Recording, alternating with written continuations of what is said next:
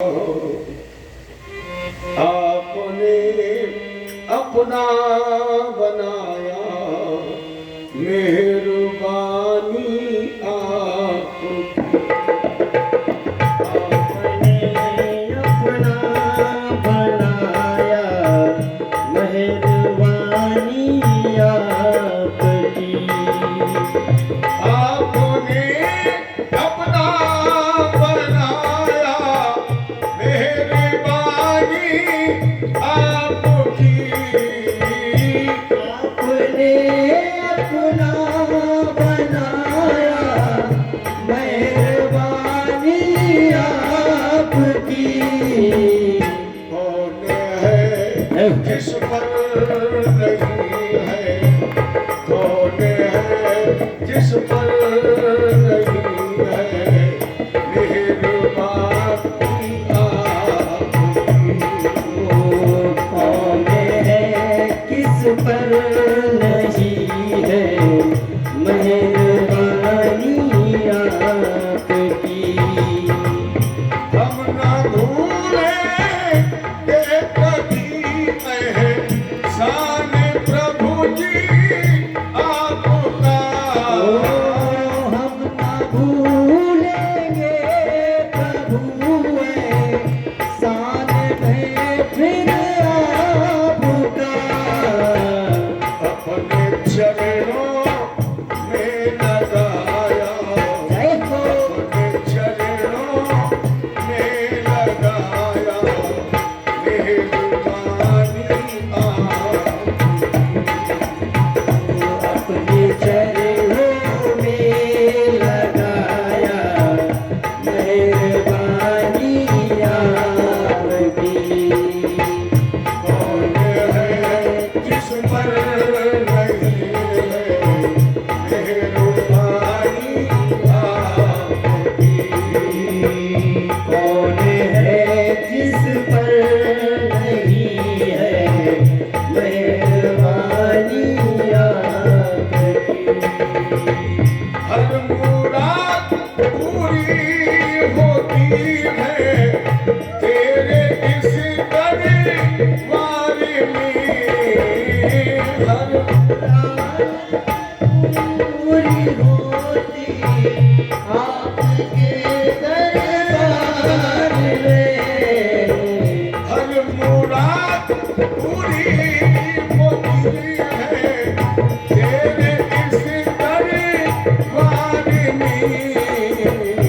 हर जुबान पर आज गोविंद, हर जुबान पर आज गोविंद है कहानी आपकी।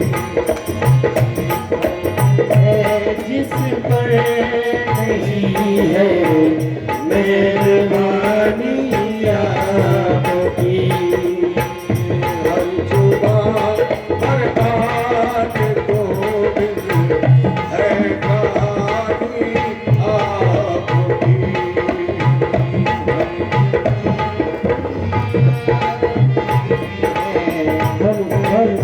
मेहरबानी आपकी। आपने अपना बनाया, मेहरबानी आपकी।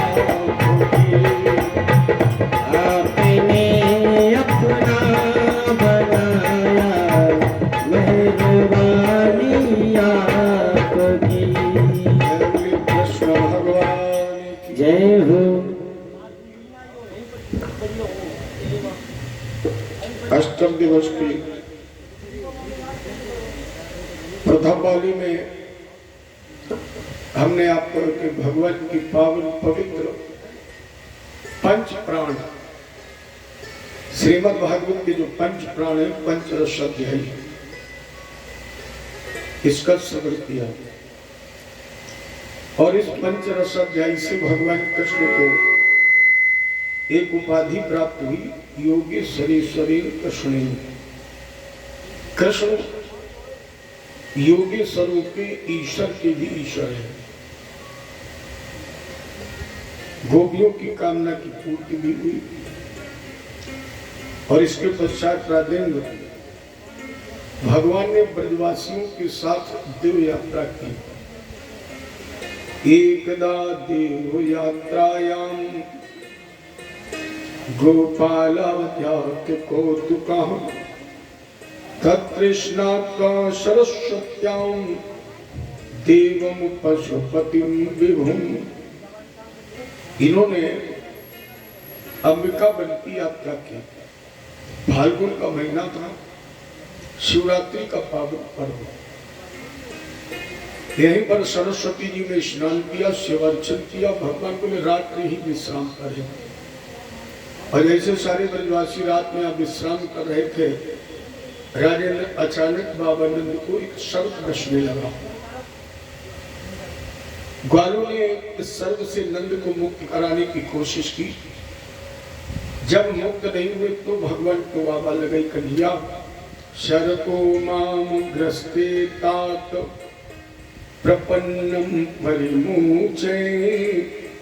आपके पिता को एक सर्प डस रहा है। भगवान ने दौड़ करके जैसे उस सर्प को अपने पैर का अंगूठा स्पर्श कराया तो इसका रूप परिवर्तित हो गया। भगवान ने कौन पूछा, तुम कौन हो? इस सर्प की योनि में क्यों पड़ेगा? देखने को उत्तर दिया, महाराज जी अहम विद्याधरा कश्चिद सुदर्शन इति श्रुता। महाराज जी मैं सुदर्शन नाम का विद्याधर हूँ। मैं बहुत सुंदर था, मुझे सुंदरता का अभिमान था। एक बार मेरे यहाँ अंगिरा जी का पदार्पण हुआ। वो कुरूप थी। उन्हें देख करके मुझे हंसी आ गई। तो अंगिरा जी ने कहा कि तुमने मेरे सद्गुणों को नहीं देखा, मेरी साधना तपस्या त्याग, इसके बजाय तुमने मुझे रंग से देखा है। तो हम तुम्हें श्राप देते हैं कि तुम सर्प हो जाओ। मैंने उनके चरण पकड़ करके प्रार्थना की तो उन्होंने कहा कि कृष्ण के चरण धूलि से तुम्हारा कल्याण हो जाएगा। इसीलिए मैंने बाबा नंद को डसने का प्रयत्न किया। आज मेरा साप हो गया। तो भगवान इस विद्याधर को उतारने के बाद लौट करके गोकुल आए, वृंदावन आए और यहाँ पर गोचारण करते हुए इन्होंने शंखचूड़ नाम का दे शंखचूड़ ख्यातु, ये कुबेर का नौकर था। भगवान कृष्ण ने बलराम भैया के साथ लुका छिपी का खेल खेला। और यहाँ से थोड़ी दूर पर एक भांडीर नाम का वृक्ष था। शर्त दी कि हारने वाला व्यक्ति जीतने वाले को पीठ पर बैठाकर इसी वृक्ष तक ले जाएगा। ये कुबेर का नौकर जानबूझ करके इस खेल में शामिल हो गया और हारने लगा। और उस भांडीर वृक्ष के थोड़ा आगे एक गुफा थी, वहीं पर ग्वालों को बंद करने लगा। राजेंद्र अपनी बार बलराम भैया जीत गए और ये हार गया। बलराम भैया को अपनी पीठ पर बैठाना और जब उस वृक्ष तक पहुंचे तो भगवान ने कहा उतार दो यही। लेकिन ये अपने रूप में प्रकट हो गया और बलराम जी को लेकर के भागने लगा। तो बलाधिक्याद बलम विदु, बलराम भैया तो बलियों में महान बली है। पीठ पर बैठे बैठे ही मुष्टि का प्रहार किया। संग छोड़ दैत्य का उद्धार हो गया। इसके मस्तिष्क में एक मणि थी। बलराम भैया ने उस मणि को छीन लिया और ले जाकर के इन्होंने भगवान कृष्ण को ये मणि प्रदान की। वापस लौट करके आए। इधर अदतर गतो गोष्ठ मरिष्ठो भासुरा, कंस के पास एक दैत्य था अरिष्टासुर। बैल का रूप बना करके गया, लेकिन भगवान ने इसके दोनों सींग पकड़े, पीछे की तरफ धक्का दिया और आगे झटक दिया कि मुंह के बल गिर गया। ऊपर से भगवान कृष्ण ने मुष्टि का वार किया, वैसे इसका भी उद्धार हो गया। इधर नारद जी ने बीड़ा उठाई, विचार किया किस तरह अगर कंस एक को भेजता रहेगा तो कन्हैया को एक को मारने में तो बहुत समय लगेगा। तो क्यों ना हम व्यूह रचना ऐसी करें जिससे एक की जगह कुछ इकट्ठे हो जाए। तो नारद जी ने बीड़ा उठाई और कंस क्या पहुंचे हर गुणगान करते हुए। कंस ने स्वागत किया, बाबा कई कारण आगमन। नारद जी ने कहा बेटा एक बड़ी विचित्र खबर है। क्या? बोले यशोदायाम सुताम कन्या, जिस लड़की को तुमने देवकी का समझकर मारने की कोशिश की वो देवकी की नहीं है, वो यशोदा की है। देवक्या कृष्ण में वो चाम, जिस कृष्ण को तुम यशोदा और नंद का समझ रहे हो वो देवकी का है। रामम चारोहिणी पुत्रम, ये जो रोहिणी जी का बेटा है बलराम, इसमें भी रहस्य है, ये रोहिणी का नहीं, ये देवकी का सातवां है। तुम्हें पता है कंस वसुदेवे निबिभताम, इस रहस्य को वसुदेव भी जानते हैं। इस रहस्य में बाबा नंद और यशोदा भी बराबर के हिस्सेदार हैं। और कंस तुम्हें पता है ये सारी योजना देवताओं की बनाई हुई है।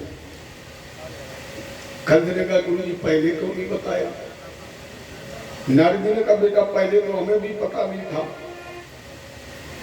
जैसे पता लगा मैं तुम्हें बताने आ गया तो कंस भयभीत हो गया। गुरु जी अब क्या करें? नारद जी ने कहा वो चिंता मत करो, चिंता चिता से बढ़कर है। और जो डर गया समझो गया। अरे कंस अभी डरने की जरूरत क्या है?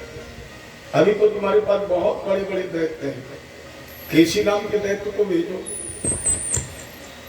और जब ये लौट करके ना आए तो अक्रूर जी के द्वारा पत्र भेज करके कृष्ण बलराम नंद को बुला लो। और तुम्हारे पास तो बड़े बड़े विश्व विजेता पहलवान है, चाणूर मुष्टिक शल कौशल कूट, ये सब कृष्ण बलराम को कुश्ती लड़कर मार देंगे। और न मार पाए तो फिर रिश्तेदारी तो है ही, भांजे है, निमंत्रण करना। और जब निमंत्रण स्वीकार कर ले तो उसमें थोड़ा थोड़ा जहर मिला देना। अब कंस को नारद जी ने दो बातें बताई, अर्थ चार लगाई। नारद जी ने पहली बात बताई बेटा जो अखाड़े में कुश्ती करवाना, उस अखाड़े के चारों तरफ दीवार बहुत ऊंची उठवाना, बाउंड्री थोड़ी ऊंची रखना। कंस ने कहा क्यों? नारद जी ने कहा उसे दीवारें फांदने का अभ्यास है, क्योंकि माखन चुराता रहा। और दीवार अगर नीची हुई और एक बार हाथ से निकल गया तो फिर मिलना बहुत मुश्किल। लेकिन नारद जी ने मन में क्या सोचा, रे मूर्ख कंस, तू मलशाला में 3.5 हाथ ऊंची मंच पर बैठेगा, सबसे ऊंची मंच तो तुम्हारी होगी। और अगर दीवार नीची हुई तो हो सकता है तुम कृष्ण को जीतते देखो तो तुम भाग जाओ। नारद जी ने कहा इसलिए दीवार ऊंची रखना, कहां जाओगी। दूसरी बात, कंस दरवाजा एक रखना। खजरे का बाबा एक दरवाजा, मेरी मलशाला में, मथुरा की तो बात छोड़िए, देवता यक्ष नाग किन्नर गंधर्व सभी आएंगे और इतनी भीड़ होगी वो आप कह रहे कि प्रवेश और निकास एक ही दरवाजे से। नारद जी ने कहा पागल मत बनो, कंस भीड़ के चक्कर में मत पड़ो, क्योंकि वो बड़ा छलिया प्रपंची मायावी कपटी और झूठा है। लेकिन नारद जी ने मन में विचार किया, रे पगले, तूने देवकी के 2 ही पुत्र तो रखे हैं, और अगर दरवाजे ज्यादा होंगे तो पैरा कौन लगाएगा। और दरवाजा होगा एक तो दरवाजे पर बलराम भैया और अखाड़े के अंदर कृष्ण कन्हैया, बेटा फिर बजेगी चैन की बंसी। नारद जी ने मन में सोचा ऐसे कटवा देंगे जैसे दर्जी सवारी सूट का कपड़ा काटता है, एक एक हिस्सा पूरा होगा। और नारद जी ने पूरी मंत्रणा देने के बाद यहां से चले। कंस ने नारद की प्रेरणा से केसी तु कंस प्रहिता खुरमही महाहयो निर्जरयन मनोजवा विशाल नेत्रो विकटाशकोटरो बृखद गलो नील महाम्बुदोपमा। नारद की प्रेरणा से कंस ने केसी नाम के दैत्य को भेजा और ये घोड़ा बन करके गया। बड़े विकराल विकराल इसके जबड़े हैं, बड़ी बड़ी आंखें, बिल्कुल गुफा की तरह विशाल नेत्र। अरे घोड़े की आवाज में चिल्लाने लगा और अपने खुरों से ब्रजभूमि को खोदने लगा। इतना विकराल था कि ग्वाले भयभीत हो गए। हमारे श्याम सुंदर भी बाहर निकल करके आए और अपना हाथ इन्होंने लोहे का किया। जैसे केसी ने मुंह खोला तो भगवान ने सीधे सीधे इसके मुंह में अपना हाथ डाल दिया। हाथ लोहे का बना कर डाला तो दांत टूट गए और ऊपर से एक मुष्टि का बात किया, इसका भी उद्धार हो गया। और इधर नारद जी देवकी वसुदेव को कारागृह में डलवाने के बाद सीधे पहुंचे भगवान कृष्ण के पास। कन्हैया कृष्ण कृष्णा प्रमेयात्मन योगेश जगदीश्वर वासुदेवाखिलावासो सतताम प्रभुरा प्रभु चारूरम मुष्टिकम चैव मल्यानानस्य हस्तिनम कलशम च निहितं द्रक्षे परस्यो हन्ते विभु।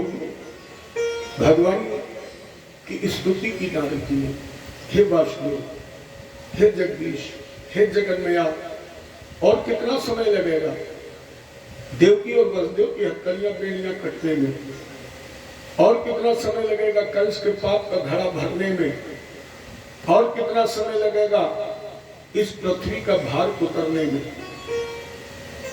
और तैयारी सब खुद करवा के गए। कन्हैया बोले बाबा हम तो प्रतीक्षा कर रहे हैं कि कब मेरा मामा अपने भांजे को निमंत्रण दे। नारद जी ने कहा चिंता मत करिए, बस पत्र आने वाला है, अभी पत्र आएगा। लेकिन ध्यान रखना कृष्ण, परसों तक हम ये चाहते हैं कि चारों मुष्टि सल पोषण के साथ कंस अपने भाइयों के साथ मार दिया जाए।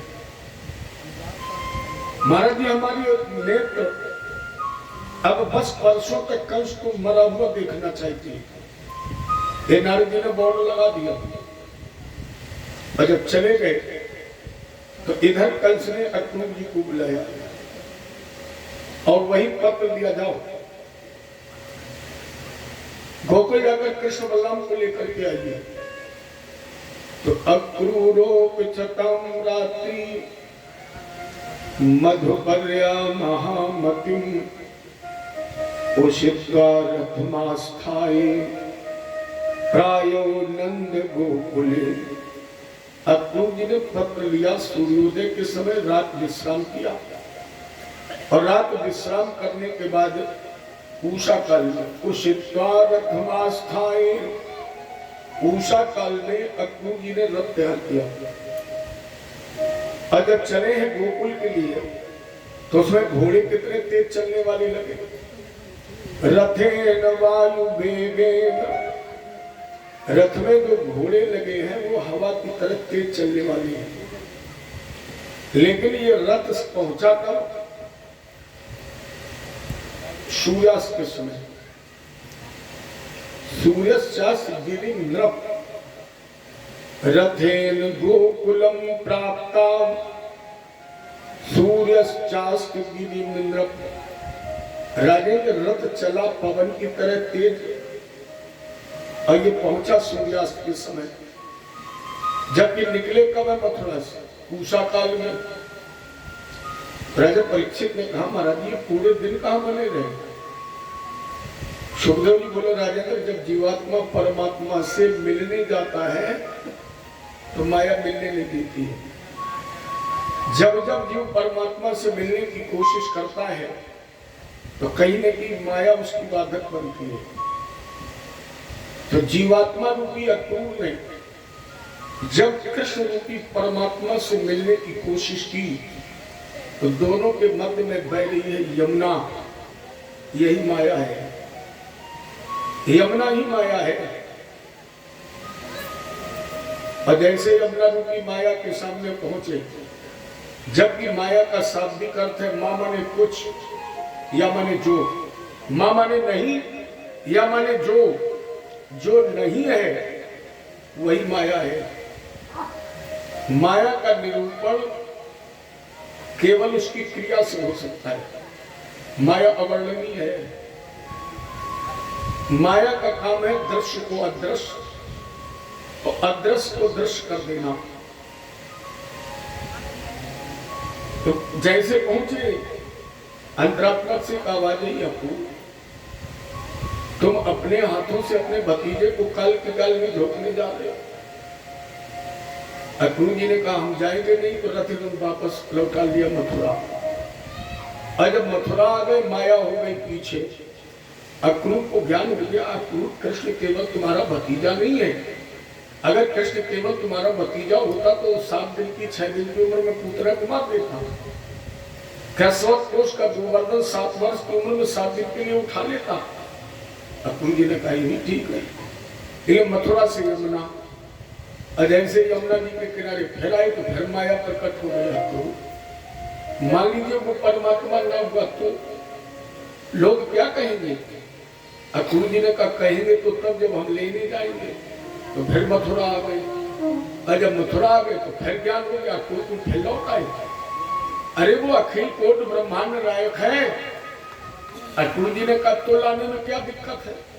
तो फिर यमुना जी के किनारे, और जैसे यमुना जी के किनारे पहुंचे, माया ने फिर आवाज लगाई, अरे अक्रूर, अगर कहीं कृष्ण और बलराम का अनिष्ट हो गया तो संसार के लोग तुम्हें बदनाम कर देंगे, चाचा भतीजे के संबंध को बदनाम कर देंगे।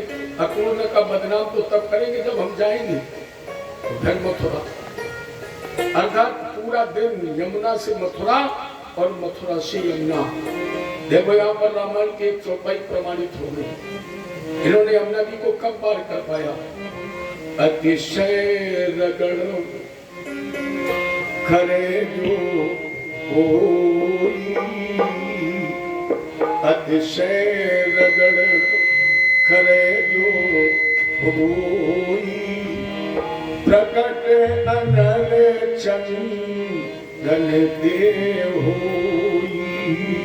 अतिशय रगड़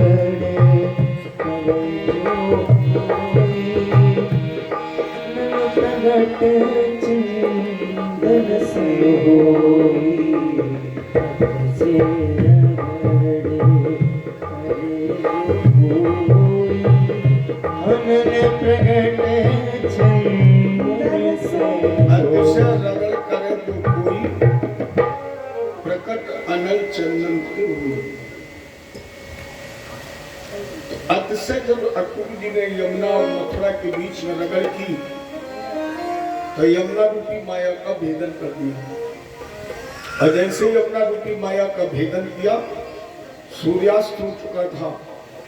हमारे गोविंद जी गोचारण करते हुए वापस जा चुके थे, पद चिन्ह बने थे।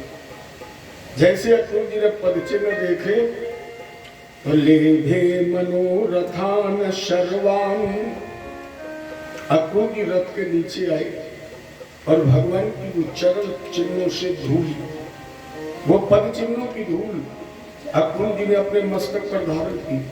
और जैसे मस्तक पर धारण की तो पथियान चका रहा, लेभे मनोरथान सर्वान,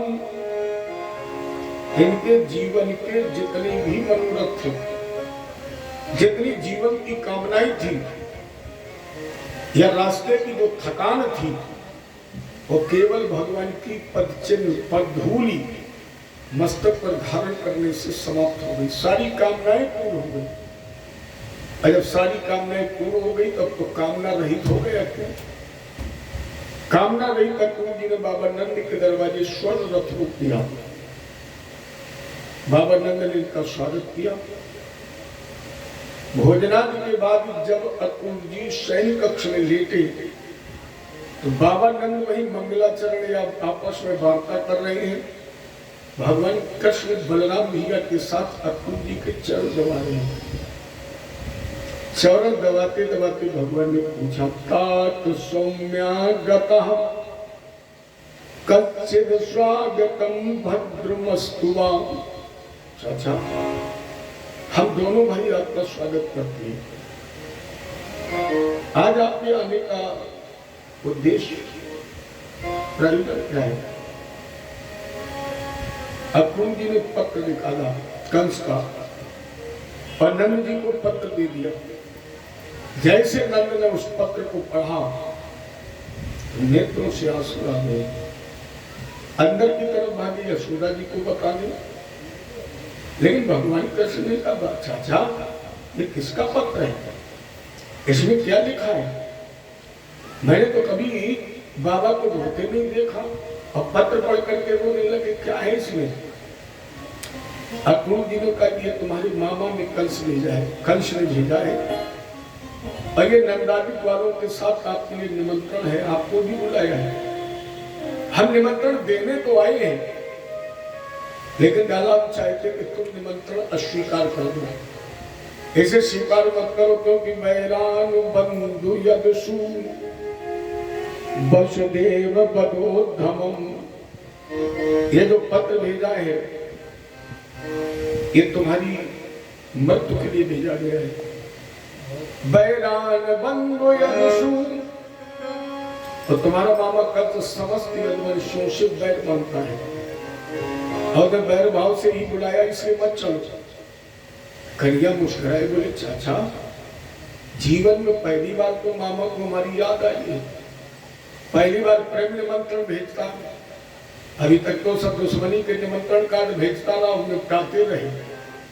पहला निमंत्रण प्रेम का मिला है, और इस प्रेम के निमंत्रण को अगर मैंने ठुकरा दिया तो चाचा जो रिश्ता जुड़ने जा रहा था वो टूट जाएगा। अब चिंता मत करें, मामा ने बुलाया तो हम चले गए, क्योंकि हमने तो सुना मामा क्या खूब मिलता माल खाने, और सीधे ना गए, थोड़ा घूसा थप्पड़ कर लो। और फिर जिसका राजा मथुरा का जिसका मामा मथुरा का राजा हो, इन्हें हम चलेंगे, आप शयन करें, हम तैयारी करें। तो अक्रूर जी को तो शयन करा दिया और इधर भगवान भागे, सीधे मैया यशोदा जी के पास पहुंचे। उस समय यशोदा जी बाबा नंद के साथ बैठी रो रही थी। भगवान कृष्ण ने साड़ी के पल्लू से मैया यशोदा के आंसू पूछे, माँ क्यों रो रही है? मामा ने ये तो बुलाया है, परसों मैं आ जाऊंगा, आप निश्चिंत रहे, केवल आप मुझे माखन मिश्री का भोग लगा दें, क्योंकि आज से मैं जब मथुरा जाऊंगा तो वहां 56 प्रकार के हमें व्यंजन तो मिल सकते हैं, लेकिन आप जैसा प्रेम और आप जैसा प्रेम से भोग लगाने वाला मुझे कोई नहीं मिलेगा। इसलिए मां भोजन, भगवान ने माखन मिश्री का भोग लगाया और भोग लगाने के बाद सीधे राधा जी के महल में पहुंचे। राधा भी कृष्ण के वियोग में बैठी रो रही थी, क्योंकि रातों रात खबर आपकी तरफ फैल गई कि कृष्ण और बलराम को कल मथुरा चले जाएंगे, तो सभी वियोग में रो रहे। भगवान कृष्ण का, राधा तुम रो रही हो, तुम्हें धराधाम पर आने का उद्देश्य भूल गई, जबकि हमारा प्राकट्य धर्म की स्थापना के लिए हुआ है। राधा तुम जानती हो हम शरीर दो लेकिन जान एक है, इसलिए मत हो, परसों आ जाऊंगा। और इतना कहकर भगवान ने वापस दरवाजे की तरफ चले। राधा जी पीछे पीछे आ रही थी, केवल इसलिए कि शायद कृष्ण एक बार पीछे मुड़ करके देख ले। लेकिन मेरे कन्हैया तो इतने बेदर्द है, इतने निर्दयी है कि राधा जी पीछे पीछे भागती रही, लेकिन भगवान कृष्ण ने महल से निकलते समय पीछे मुड़ करके देखा ही नहीं, राधा जी की तरफ नहीं देखा। राधा जी के महल के दरवाजे पर ललिता नाम की गोपी पहले पर थी, लेकिन भगवान का कितना विलक्षण प्रेम था, राधा जी की तरफ तो मुड़कर नहीं देखा। लेकिन निकलते निकलते सर झुका करके ही भगवान ने ललिता जी से धीरे से कहा, ललिता मेरी राधा का ध्यान रखना। ये संदेश दिया, ललिता मेरी राधा को कोई कष्ट मत होने देना। और इतना कहकर भगवान फिर वापस आ गए। इधर बाबा नंदालु वालों ने कंस के निर्देशानुसार छकड़े तैयार किए, उन्हें दूध दही माखन लादा और चल पड़े मथुरा की तरफ। इनके जाने के बाद अक्रूर जी ने रथ तैयार किया, और जैसे अक्रूर जी ने रथ तैयार किया और उस पर कृष्ण बलराम बैठे, रथ की बागडोर अक्रूर जी ने संभाली। सबसे पहले यशोदा जी भाग खड़ी हुई, अक्रूर मत ले जाओ मेरे कृष्ण को। एवं ब्रुवाण बिरहा तुराभसम अब्रजस्त्रिया कृष्ण विश्वमानसाम। और भागते हुए मिश्रत जलज्जाम रुरुदु इसम सुश्रुरम गोविंद दामोदर माधवेति। मिश्रत जलज्जाम। आज यशोदा जी ने शायद पहली बार जीवन में लज्जा का त्याग किया है। शायद यशोदा जी ने पहली बार मर्यादा का उल्लंघन कर दिया है और दरवाजे तक भागती हुई आ गई। गोविंद कृष्ण दामोदर मदन मोहन, रुक जाओ, मत जाओ मेरे अक्रूर, मेरे कृष्ण को लेकर। तो धाई पहले द्वार पर, फिर पहुंची चौपाल।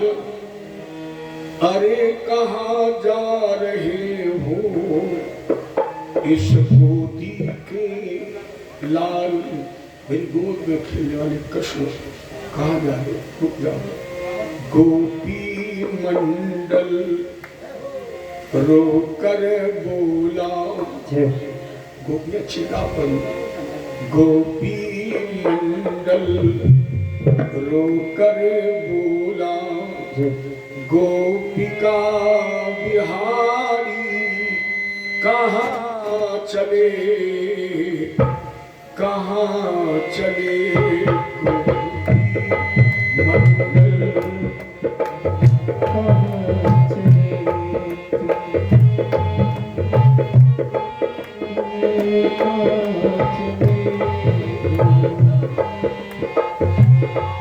यशोदा माता जी खने लगी, माता यशोदा जी खने लगी।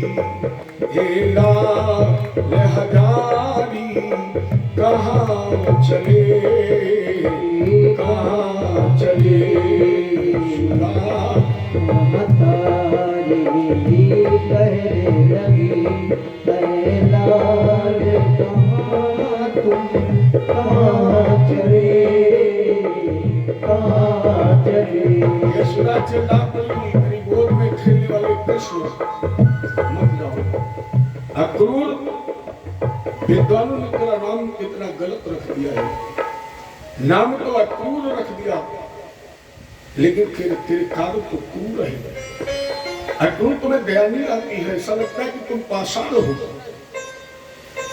भगवान कृष्ण जान गए इस तरह मुझे मैया जाने नहीं देगी, इसलिए रथ के पीछे से उतरे, बलराम भैया को उतारा और कहा, चाचा जब हम कहीं तब रथ हटना। सारी गोपियों को रथ के आगे से भगवान ने हटाया और रथ के पीछे ले गए। भैया तुम्हें अपने कृष्ण पर भरोसा नहीं है? गोपियों, क्या तुम्हें विश्वास नहीं रहा?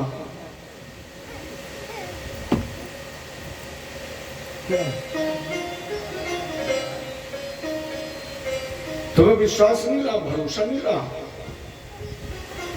हे बालाओ विश्वास करो, मैं तुमसे कभी न न्यारा हूं, अब तक भी रहा तुम्हारा हूं और आगे भी सदा तुम्हारा हूं। इसलिए आज तक कृष्ण तुम्हारा था आज भी कृष्ण तुम्हारा है और भविष्य में भी कृष्ण तुम्हारा रहेगा। अच्छा आप लोग एक बात बताइए, आज तक ऐसी कोई वस्तु है मेरे पास जिसे मैंने अपने से विलग न किया हो, दूर न किया हो?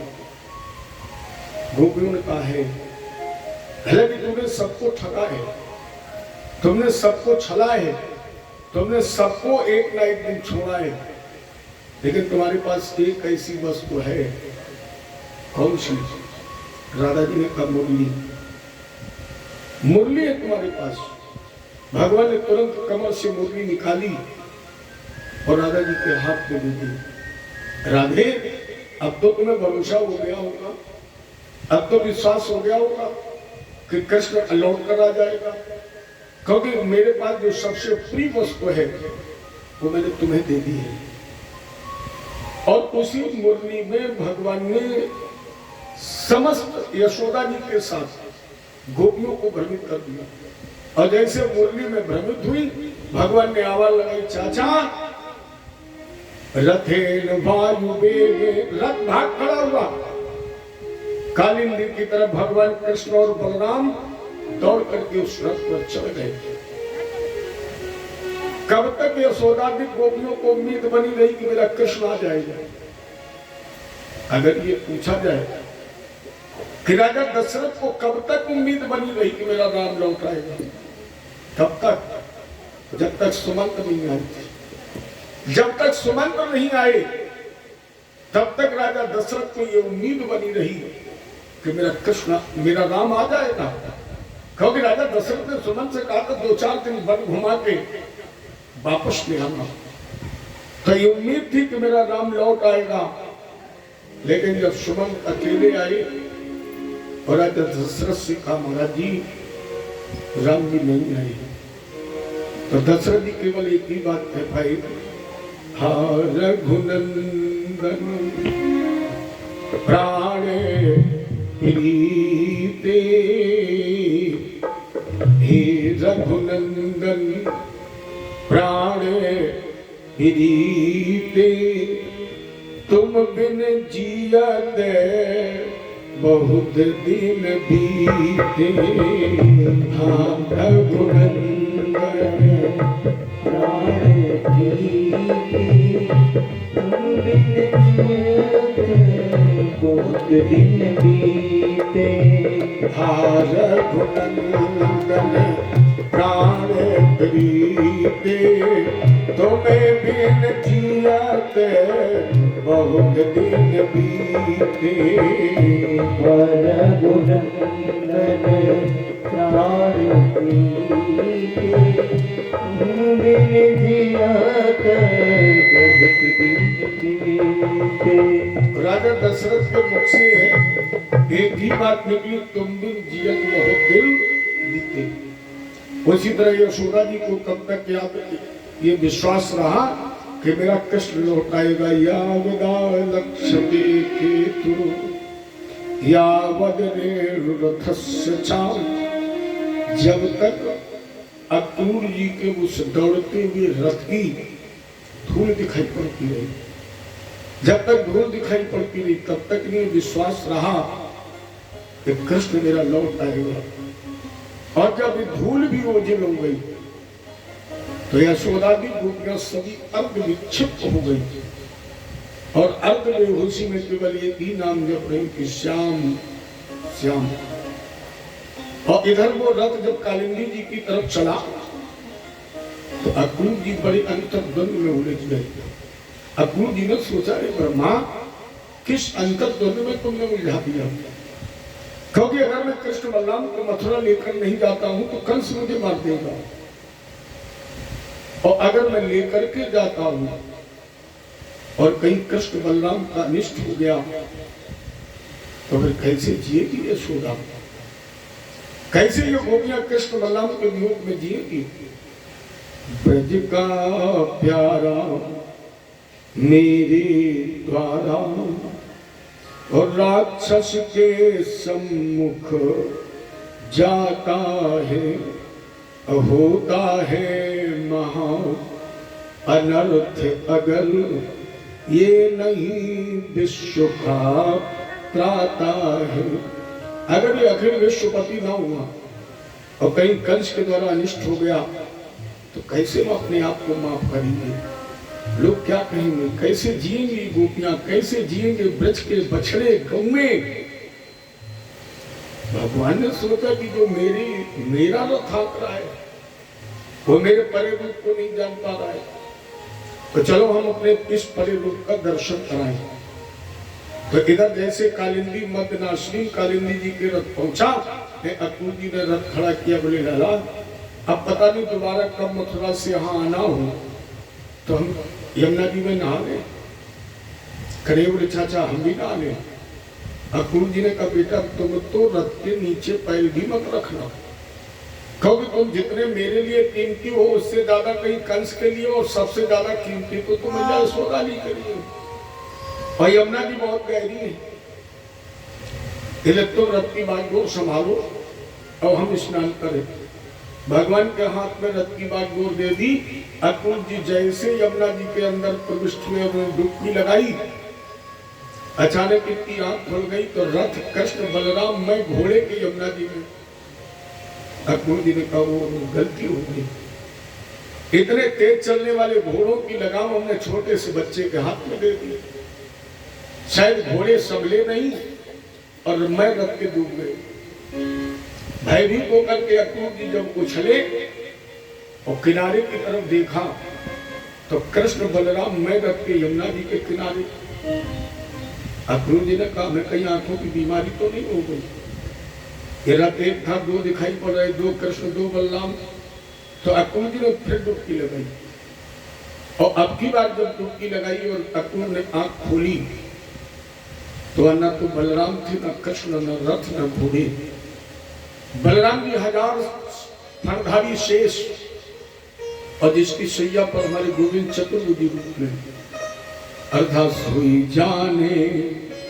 देखो अक्रूर जी जब भगवान को लेने गए तो रामायण की चौपाई प्रमाणित की अतिशय नगर, और जब अक्रूर जी भगवान को लेकर के आए तो रामायण की दूसरी चौपाई प्रमाणित कर दी, सोई जाने जेते जनाई और जानक तुम्हें हुई जाए। भगवान के पर रूप को अक्रूर जी ने देखा और वही हाथ जोड़ दिए।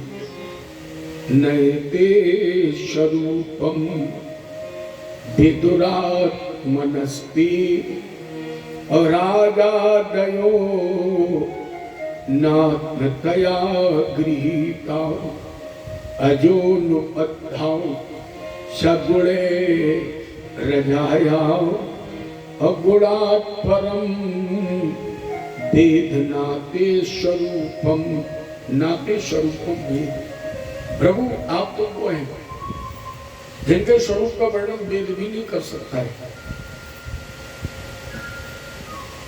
ऐसे प्रभु मुझे दर्शन देकर मेरे जीवन को कृतार्थ कर रहे हैं, मुझ जैसे अज्ञानी के लिए अक्रूर आपको प्रणाम करता है।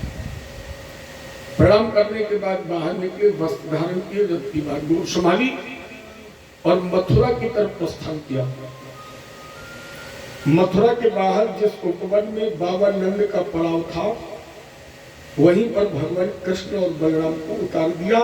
उतारने के बाद अक्रूर बोले लाला हम चाहते कि मेरे घर चलो। कहाँ यहाँ रुकोगे? कन्हैया बोले चाचा अपना घर तो अपना ही है, जब इच्छा होगी तब आऊंगी, लेकिन अभी हम मामा के निमंत्रण में आए हैं।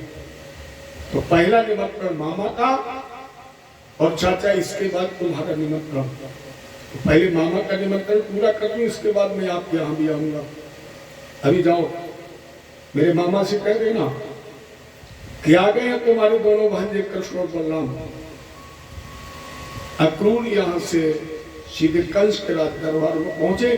कंस को बताया, कंस को उम्मीद नहीं थी, कंस को ये विश्वास नहीं था कि कृष्ण और बलराम निमंत्रण प्राप्त करके आ जाएंगे। एक धक्का लगा, जैसे सूर्पणखा ने जब बताया तो रावण को धक्का लगा, उसी तरह अक्रूर के बताने पर कंस को धक्का लगा। सभा समाप्त की। शयन किया। इधर भगवान कृष्ण दूसरे दिन अथा पराहि भगवान कृष्ण संकर्षणान्विता।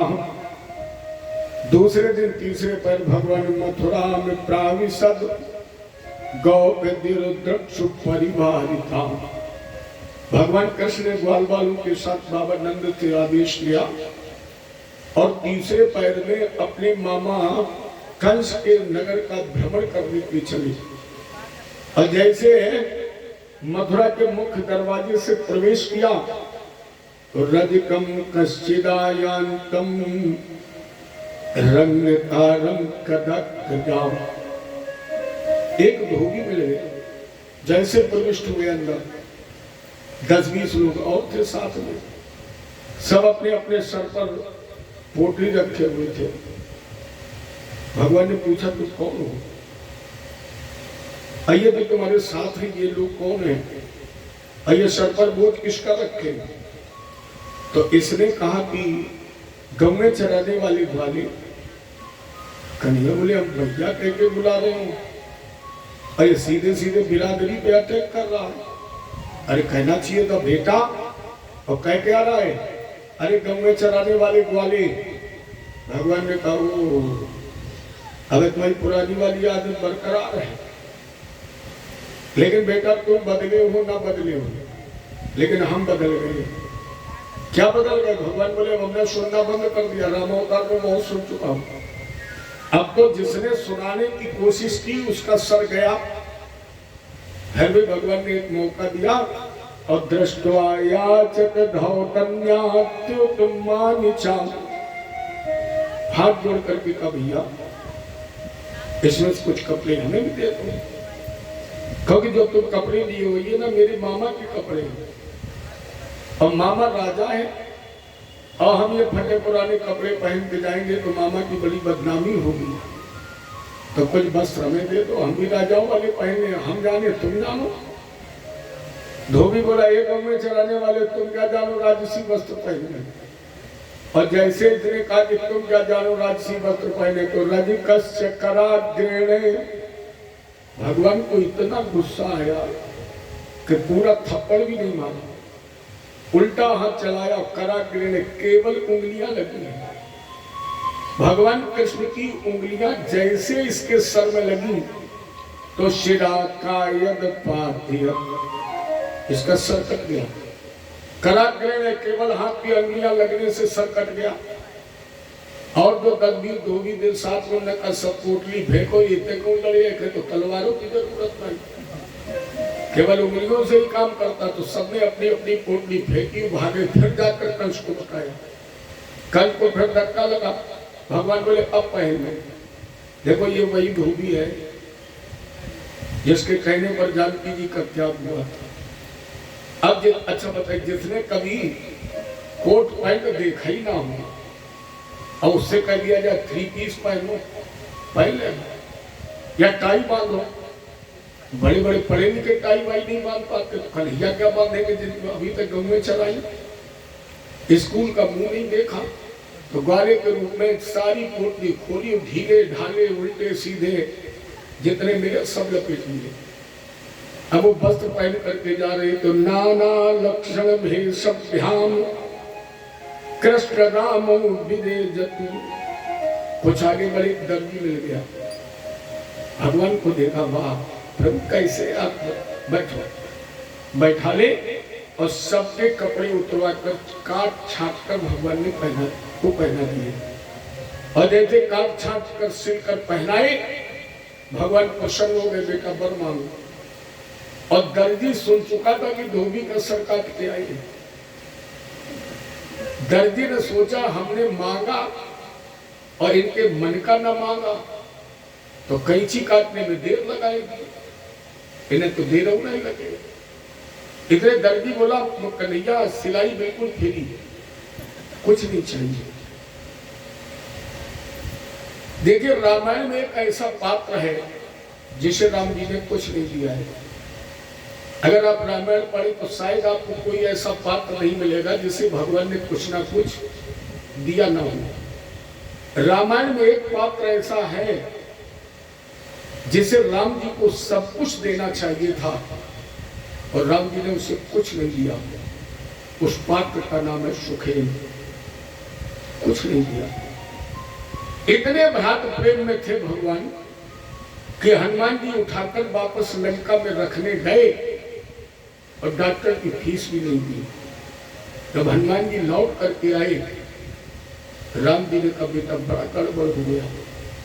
क्या हुआ? बोले सुखेन ने मेरे भैया के प्राण बचाए और मैं उसे कुछ दे नहीं पाया। हनुमान जी ने कहा तो फिर उठा लें, दे दो। राम जी ने कहा पूरी रात उठा वही दरी करते रहो। ले जाओ हनुमान, हम उस वैद्य को एक आशीर्वाद दे दें। क्या? बोले कलयुग में डॉक्टर की फीस मनमानी। वरदान दे दिया भगवान। तो जिन डॉक्टरों की फीस कोरोना के पहले 200 थी, कोरोना के बाद 800 हो गई, गर्द हो तो देव न घरे जाओ।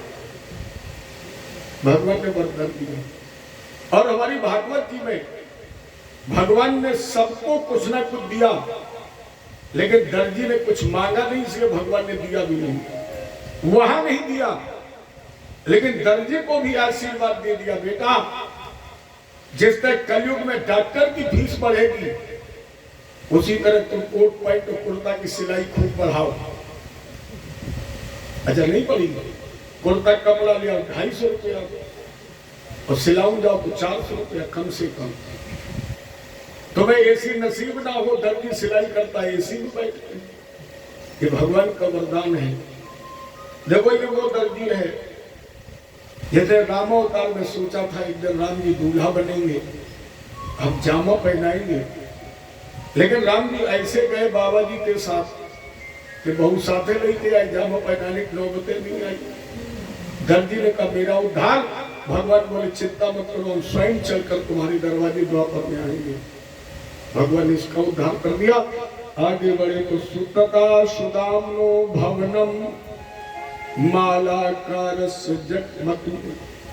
सुदामा नाम के मालिक यहाँ पहुंच गए। इसका भी संबंध रामावतार से था।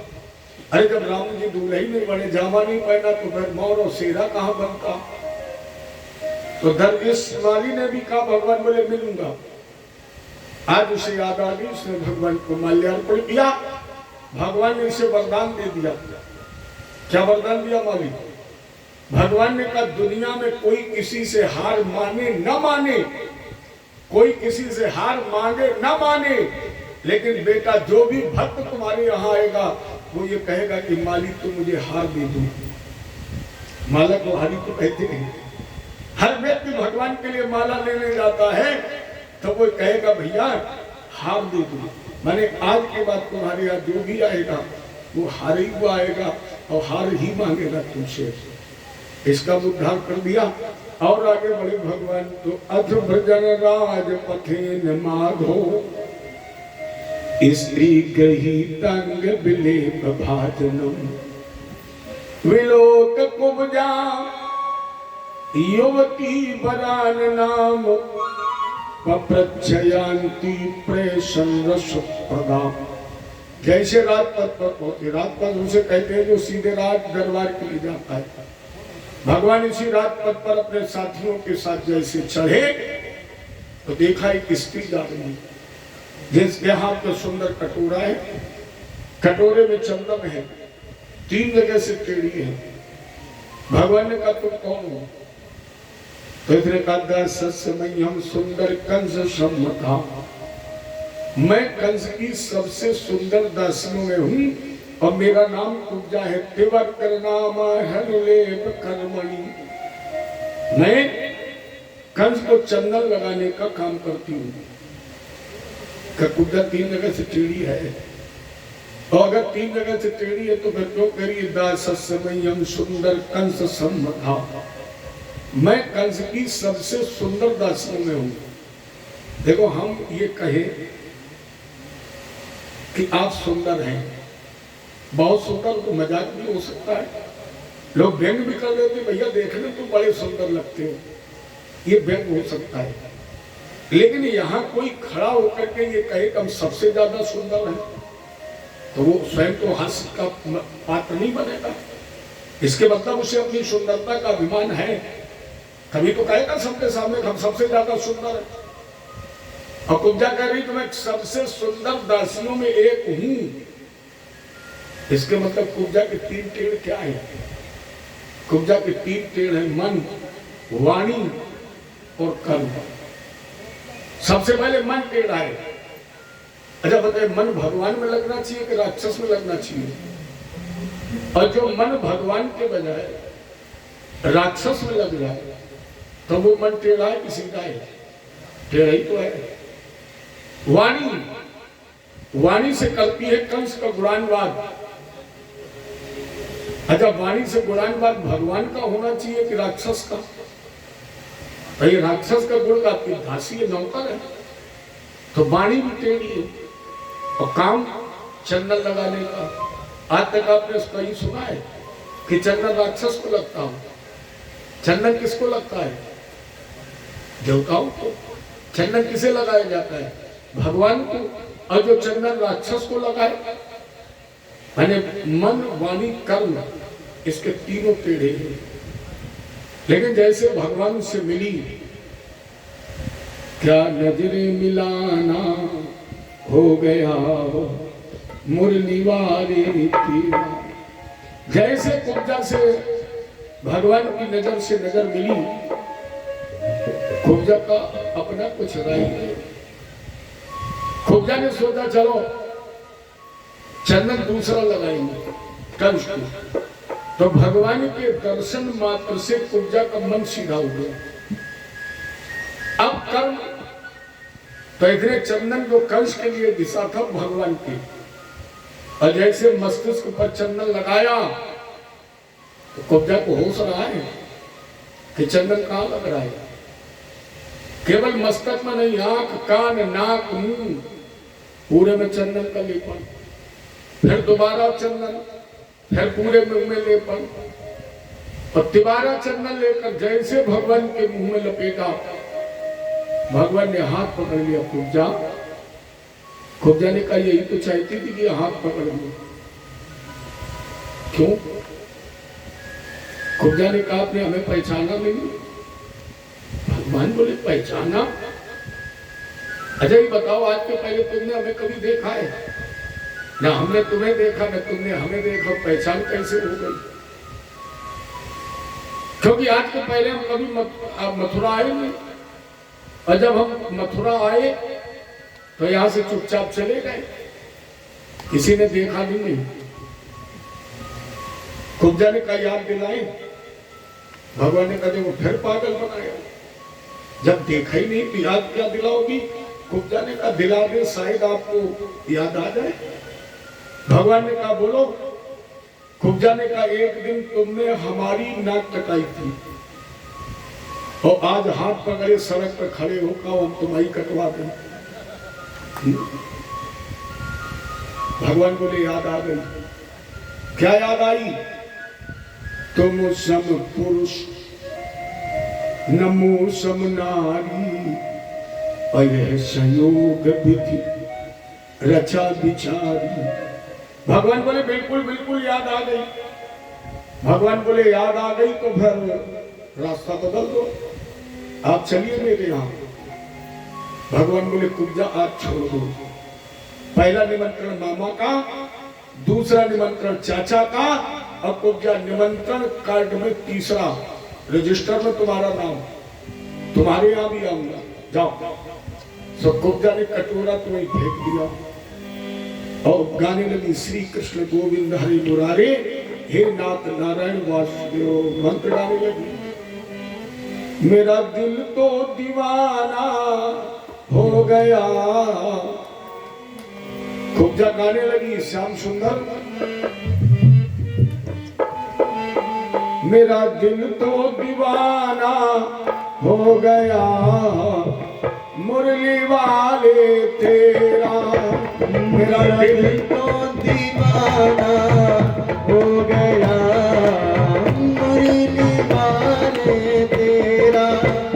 मेरा दिल तो दीवाना हो गया, मुरली वाले मेरा दिल तो दीवाना हो गया मुरली वाले तेरा मुरली वाले तेरा मुरली वाले तेरा मुरली वाले तेरा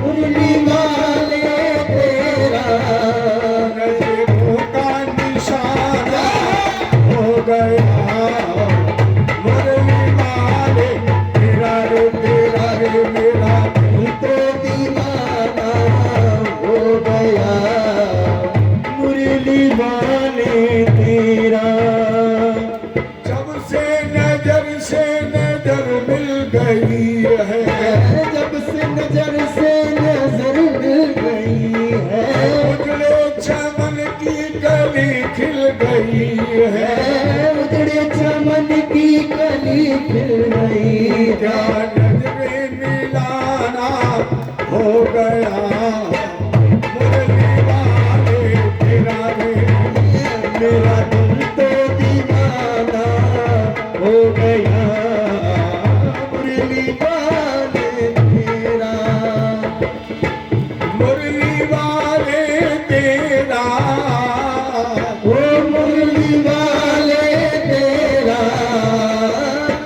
कमली वाले तेरा कमली वाले तेरा क्या नजरे मिलाना हो गया मुरली वाले तेरा रे मेरा दिल तो दीवाना हो गया मुरली वाले तेरा दीवानगी ने क्या ना सिखाया दीवानगी ने क्या ना सिखाया दुनिया छुड़ा के तुझसे मिलाया दुनिया छुड़ा के तुझसे मिला तेरा सारा जमाना हो गया मुरली वाले तेरा रे मेरा दिल तो दीवाना हो गया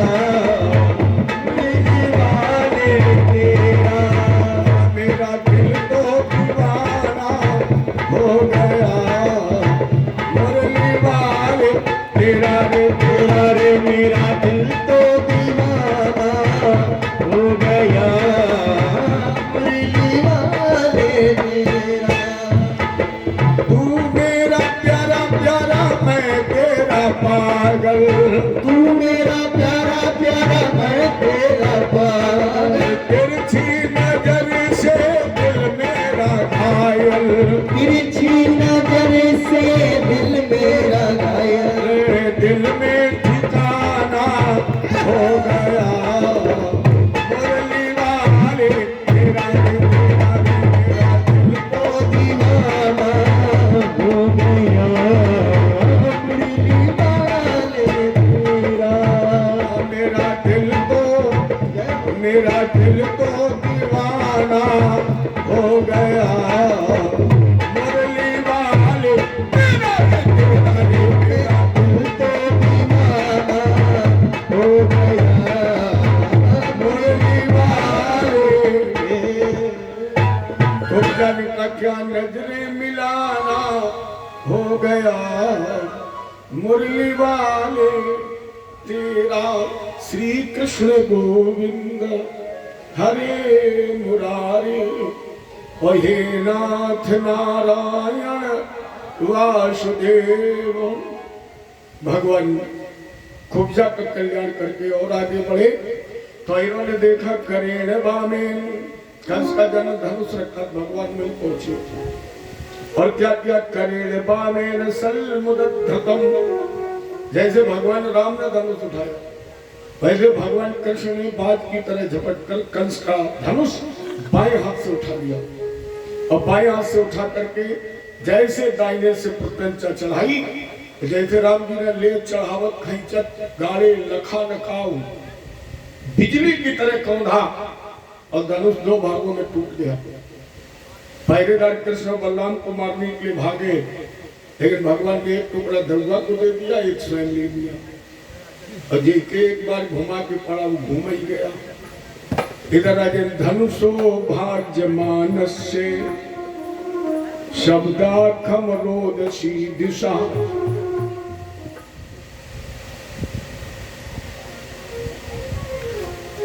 धनुष टूटने की आवाज दसों दिशाओं में गूंज गई। दिग्गज चिघाड़ करने लगे, कंस भी भयभीत हो गया और इसने आदेश करवा दिया कि कृष्ण बलराम को घेर कर जीत लेना, और अगर न जीत पाना, न मार पाना तो फिर काला मुंह करके निकल जाना, मथुरा में मुंह मत दिखाना।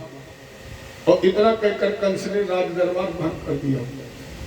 लेकिन राजन, जिसकी मृत्यु सन्निकट आ गई है, अदर्शनम स्वशिरसाम प्रतिरूपे च सप्तपि, जिसका समय नजदीक आ जाता है उसे अपने शरीर का छाया पड़ती है तो सब नहीं दिखाई पड़ता है।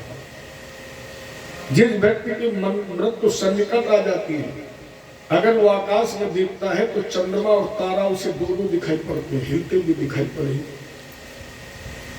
आप जमीन पर पैर रखें और केवल आधा छपे तो समझ लीजिए कि हमारी आपकी उम्र 6 महीने रह गई। 1 महीने पहले से अपनी आंखों से अपनी नाक का अग्रभाग दिखाई देना बंद हो जाता है।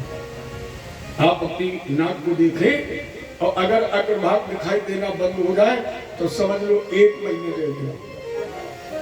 और जब 24 घंटे रह जाते हैं तो सर्वपात, और जब 4 मिनट रह जाते हैं तो सारी बीमारियां खत्म। क्योंकि संसार में जीव निरोगी आता है और निरोगी जाता है।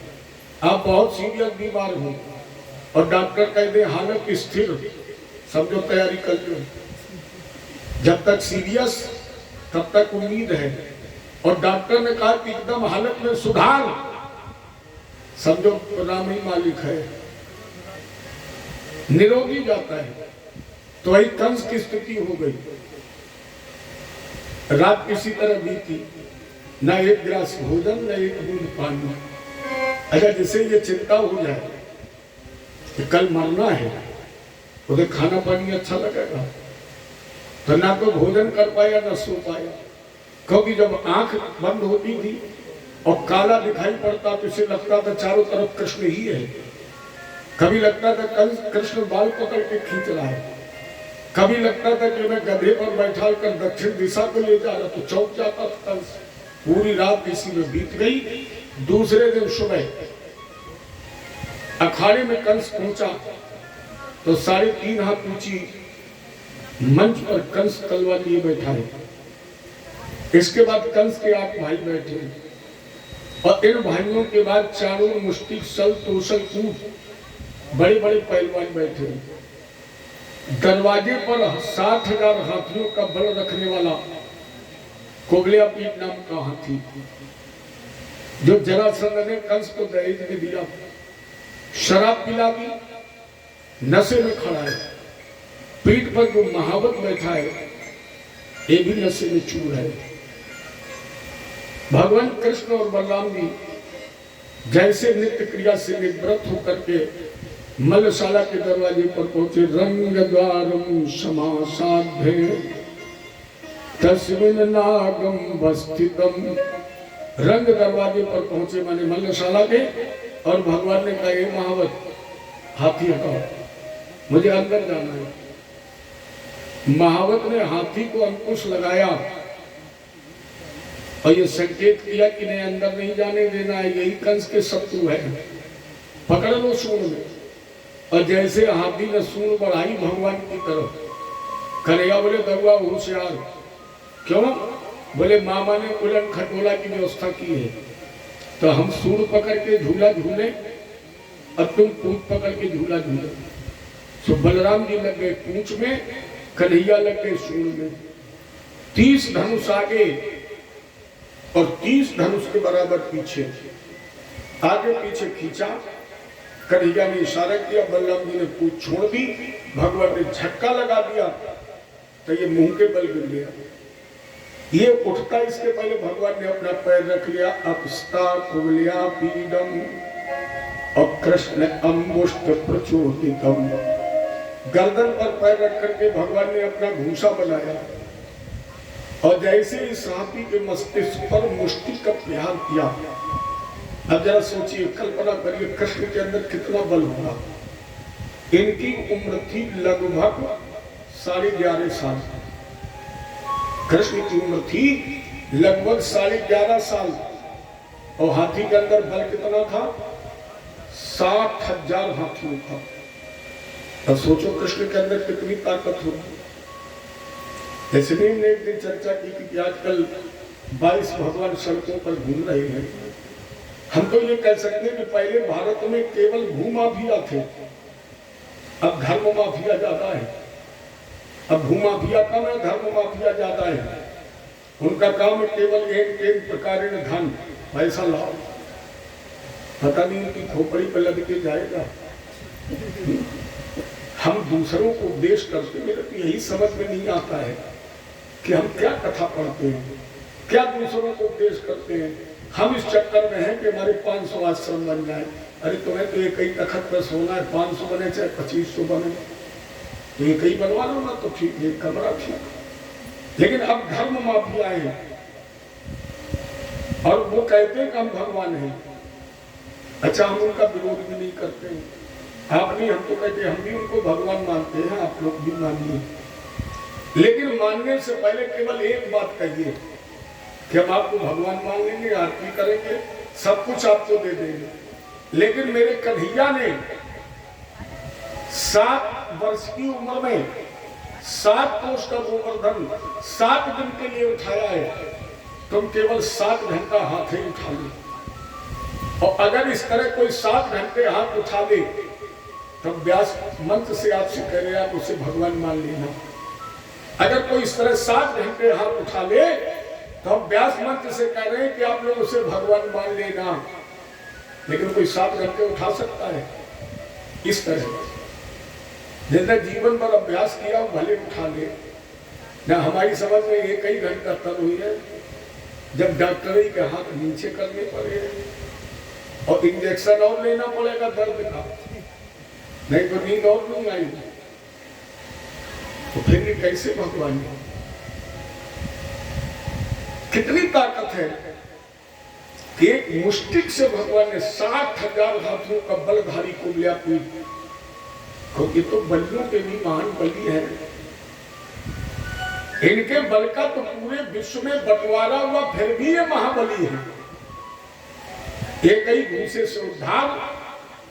महावत ने भागना चाहा, बलराम बोले तुम कहां जा रहे हो? हल्की नोक में बलराम भैया ने उसे फांस दिया और जैसे कि कटा वाला हल देखा है हमारे यहाँ, उसे कटा कहते जैसे जिससे पहले गेहूं की पूरी हाथी लगती थी, अकड़ी उसमें लगती थी लकड़ी की, लेकिन फाग लगता था उसमें लोहे का, और उस नोक को कहते हैं सीर। उस फारे की जो नोक है उसको कहते हैं सीर। इसीलिए तो इनका नाम सीता पड़ा था और जनक जी का नाम शीरक पड़ा। तो उसी नोक में बलराम जी ने फंसा के अपनी तरफ खींचा और एक मूसल, इसका भी काम कमा। तब तक भगवान कृष्ण ने इसके दोनों दांत तोड़ लिए और दोनों दांत तोड़ करके एक रखा कृष्ण ने अपने कंधे पर, एक रखा बलराम जी ने अपने कंधे पर, और मलशाला के अंदर ऐसे घुस गए जैसे भेड़ों के झुंड में शेर घुसता है। निर्भीक होकर के घुस गए। यह बाबा ने एक संकेत किया है, जाकी रही। जिस समय भगवान पहुंचे तो जिसका जैसा भाव था, जाकी रही भावना जैसी, जाती रही भावना जैसी, प्रभु मूरत देखी तिन कैसी, मूर्त देखी तिन कैसी, जागी रही भावना जैसी, जाती रही भावना जैसी प्रभु मूरत। और भगवान ने क्या किया? क्षण में सबई मिले भगवाना। एक क्षण के अंदर भगवान ने सबको दर्शन दिया, किसी को पुत्र के रूप में, किसी को मित्र के रूप में, किसी को भाई के रूप में, किसी को प्रेमी के रूप में, प्रीतम के रूप में, किसी को भगवान ने दर्शन दिया शत्रु के रूप में, किसी को भगवान ने दर्शन दिया काल के रूप में। दर्शन तो कंस को भी दिया भगवान ने, लेकिन महाकाल के रूप में, महाकाल के रूप में कंस को दर्शन हुए। चारों तरफ से आवाज आई कंस जिंदाबाद, लेकिन मन में सोच रहे हैं भगवान कितनी जल्दी, अब ऊपर से जिंदाबाद क्यों बोल रहे। इनको डर था कि अगर कहीं हमने कह दिया कृष्ण जिंदाबाद, बहुत छोटे छोटे हैं, अगर दुष्ट कंस ने इनको मार दिया तो फिर हमें गिन गिन के मारेगा। इन्हें मारे भय के, मारे डर के, तो चिल्ला रहे कंस जिंदाबाद, लेकिन मन में सोच रहे हैं भगवान जल्दी मारे जाए तो हम 5 रुपया किससे नहीं चढ़ाए हनुमान जी को। कंस ने चारूर की तरफ देखा, आगे बढ़ो। चारूर आया और ताल ठोकी, आओ कृष्ण हमारी तुम्हारी कुश्ती हो जाए। भगवान बहुत भोले हैं, बहुत सीधे हैं। कंस ने ताल ठोड़ी, जैसे ठोकी भगवान उठकर खड़े हुए। चारूर हमारी तुम्हारी कुश्ती है, हमारी तुम्हारी कोई बराबरी है, क्योंकि अखाड़े में कुश्ती तो मनोरंजन होता है। 2 पहलवान लड़ते हैं, जितनी जनता इकट्ठी होती है वो सब देखती है किसने कितना बढ़िया दांव लगाया।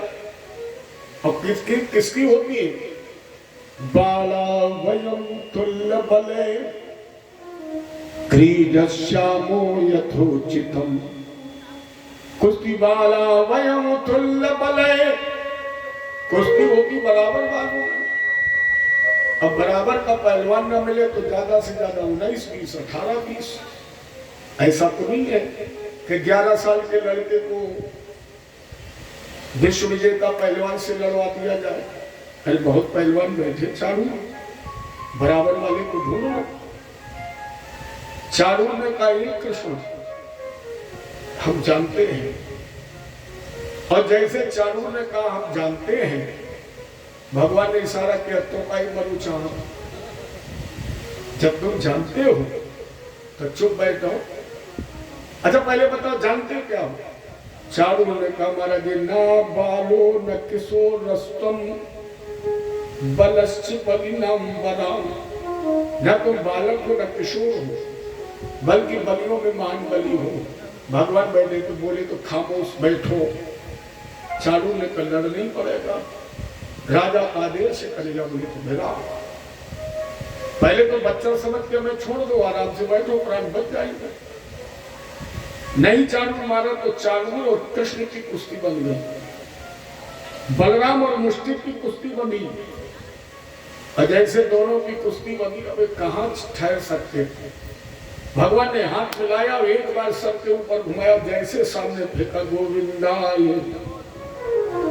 चारू मुष्टि सल तोशल इनका उद्धार किया। एक पहलवान बचा केवल, जिसका नाम था कूट। आगे बड़ा बोले आओ कन्हैया हो जाए, मैं तुम आई कन्हैया बोले आओ, भला मैंने कहा रुको रुको, इसे हम लड़ेंगे। कन्हैया बोले अच्छा एक पहलवान बचा तब बहुत पारा कर्म। बलराम जी ने कहा पारा कर्म की बात नहीं, हमें इसका नाम बहुत प्यारा लगा। भगवान बोले सो इसके नाम में क्या शायद है। बलराम जी ने कहा इसका नाम है कूट, और हमारा अस्त्र शस्त्र क्या है हल और मूसल। अरे गोविंद बताओ मूसल का काम क्या है, कूटना। और ये तो नाम का है। तो यह संयोग में रचा विचार, ये संयोग ब्रह्मा जी ने सोच समझ के रचा है। और ये कह अगर हम ना कूट पाए तो फिर जिंदगी कोई कूट मिलेगा भी नहीं, करे वो तो लड़ जाओ। बलराम जी ने एक हाथ से हाथ पकड़ा और दूसरे से जैसे मूसल निकाला, 2-3 बार कूट दिया तो जिंदगी भर के लिए कूट गया। जय कृष्ण भगवान जय। बलराम भैया दरवाजे पर, कृष्ण कन्हैया बलशाला के अंदर भीषण रक्तपात। जितने भी धर्मी पापी अन्यायी बैठे थे उस कुश्ती लड़ने के लिए मलशाला के अंदर, सबका उद्धार। भगवान कृष्ण ने कंस के 8 भाइयों को मार दिया। और 8 भाइयों को मारने के बाद भगवान ने कहा मामा सावधान। कंस ने कहा ये चिल्ला कौन रहा है, और चिल्लाने वाले को घेर लिया जाए, चारों मुष्टिक सल तोसल टूट मार दो, कृष्ण और बलराम को घेर कर देवकी वसुदेव को जेल में ही फांसी पर चढ़ा दो, नंद आदि ग्वालों का कत्ल कर दो। मेरा ये आदेश है कि एक भी गोकुल से आने वाला ग्वाला, कोई भी यदुवंशी इस मल्लशाला के बाहर जिंदा जाने न पाए। सारे बैठे हुए लोग बोले खमखा में मुंह से चिल्ला रहे हो, घर उठार रहे हो, सुनने वाला तो कोई बचे ही नहीं, सब मारे गए। तो कंस एकदम खड़ा हो गया और 3.5 हाथ ऊंची मंच पर तलवार घुमा रहा है। बहुत प्रवीण योद्धा था। राजन सत्यता तो यह है कि द्वापर युग में कंस जैसा कोई वीर ही नहीं था, प्रवीण तलवार चलाने में था। भगवान को मौका नहीं मिल रहा, इसलिए लोग प्रतिबिंब बनाया, माया का सहारा लिया। कंस को कृष्ण नजर आए सामने और भगवान ने पीछे से धक्का लगाया और जैसे कंस धड़ाम से धरा पर गिरा तो गले से मरमाल टूट गई, राजमुकुट छिटक कर दूर गिरा, बाल बिखर गए। और जैसे कंस के बाल बिखरे भगवान को अपने मां के बालों की याद आ गई। मामा, इस संसार में उसे ही पुत्र कहलाने का अधिकार है जिस बच्चे के हृदय में अपने माता पिता के अपमान का बदला लेने का जज्बा है, और जिस पुत्र के अंदर अपने माता पिता के अपमान का बदला लेने का जज्बा नहीं है, ऐसे कपूर, ऐसे काहिल, ऐसे कायर पुत्र के जन्म देने के बजाय इस संसार में उस मां का निसंतान रहना अच्छा है। याद करो मामा, एक दिन इसी तरह मेरी मां रो रही थी, तुझसे मिलाप कर रहा, लेकिन तुमने एक गलती की है मामा, तुमने सिंहनी को घायल करके छोड़ दिया है। जब ये राजनीति कहती सत्य को छेड़ो नहीं, छेड़ो तो छोड़ो नहीं, लेकिन तुमने मेरी मां को सिंहनी के रूप में घायल करके छोड़ दिया। और मामा उसी घायल सिंहनी के गर्भ से जन्म लेने वाला 8वां सिंह हूं मैं। एक एक बदला, आज जितना रो सकता है मामा रो ले, जितनी प्राणों की भीख मांग सकता है उतनी मांग ले। और भगवान कृष्ण ने मामा कंस के बाल पकड़ लिए। मामा, समय ही हंसाए, समय ही रुलाए,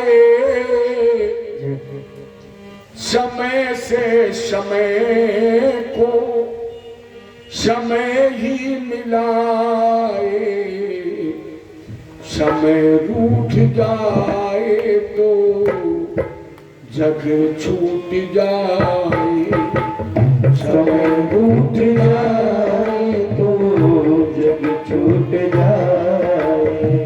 समय ही हंसाए, समय ही रुलाए, समय ही हंसाए, समय ही रुलाए, समय से समय को समय ही मिलाए, समय रूठ जाए तो जग छूट जाए, समय रूठ जाए तो जग छूट जाए। समय ही तो था राम बने बन फिरे, समय ही तो था राम बन बन फिरे। जैसे राज्याभिषेक होने जा रहा था तो समय के रीत में फंसा और राज्याभिषेक की जगह बदमाशी बन गया। समय ही तो था राम बने बन फिरे, समय ही तो था राम बन बन फिरे। समय ही तो था राम राजा बने, वही समय का बदल गया।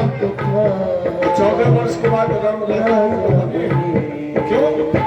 समय ही हंसाए, समय ही रुलाए, समय ही हंसाए, समय ही रुलाए, समय से समय को समय ही मिलाए, समय रूठ जाए तो आगे छूट जाए, समय रूठ जाए तो आगे छूट जाए, समय रूठ जाए तो आगे छूट जाए।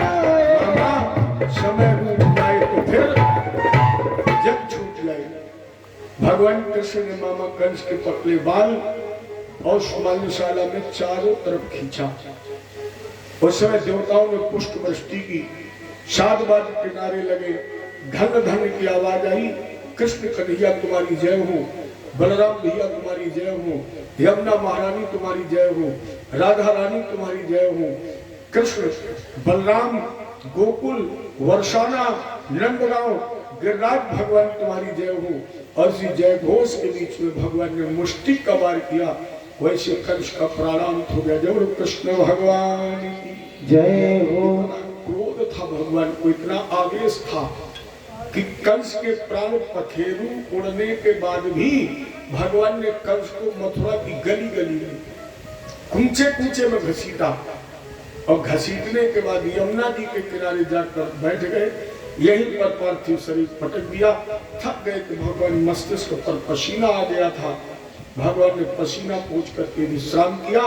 जिस घाट पर विश्राम किया है इसी घाट का नाम विश्राम घाट पड़ा है। यहाँ कंस की दोनों पत्नियां अस्थि और प्राप्ति। इन्होंने भगवान से प्रार्थना की, प्रभु आपने दंड मेरे पति को थोड़ी दिया है, दंड तो मुझे मिला है, मेरे पति का तो उद्धार हो गया है, लेकिन अब मुझे वैधव्य के रूप में जीवन जीना पड़ेगा। भगवान कृष्ण ने बहुत सुंदर उपदेश दिया है। देवी कोई किसी को मारता नहीं है। अरे झूठा है संसार, रैन का सपना है, और किसे करे तू प्यार, यहाँ कोई अपना है। झूठा है संसार,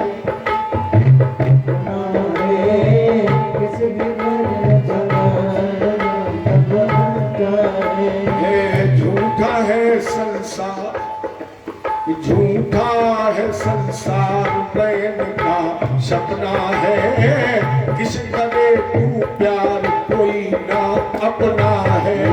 झूठा है संसार, सपना है, किसको तुम बनाना। जीवन के सफर में राही जरा रखना कदम संभल के, जीवन के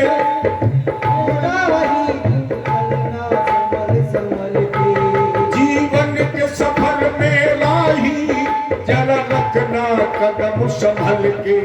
तू बहक न जाना पगले, मंजिल के पास निकल के पार तुझे चलना है। कोई नहीं